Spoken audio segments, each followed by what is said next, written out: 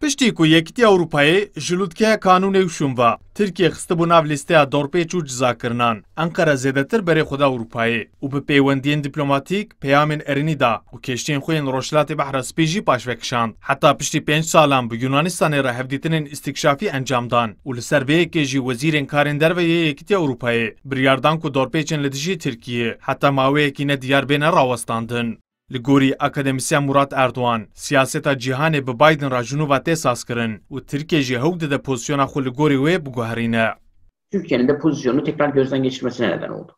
Em dibînin ku di heyama dawî da Tirkiye ketiye nav proseyekê ku hewl dide polîtika xwe biguherîne. Lê em nizanin ka wê ev pêngav heta kengê dewam bikin. Lewra ev girêdayê polîtika navxwayî ye. Lê em dibînin êdî Tirkiye bi Biden re pozisyona xwe diguherîne.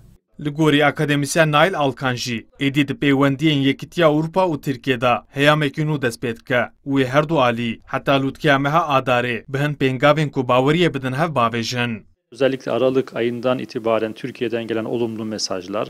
Em dibînin ku bi peyamên erêniyên Tirkiye û Ewropayê her du alî dixwazin êdî bi hev bawervin, êdî wê heyama diyalog û müzakereyan dest pê bike.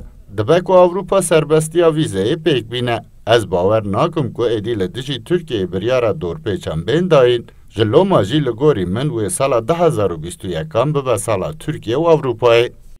Laliyê din di çarçoveya nermbûna peywendiyên Ankara û Brükselê da hikûmeta AK Partiye ragihandibû ku ew ê pakêta reforma hiqûqê amade bikin û di mafê mirovan û demokrasiyê da hemvera rastkirinên girîng pêk bînin.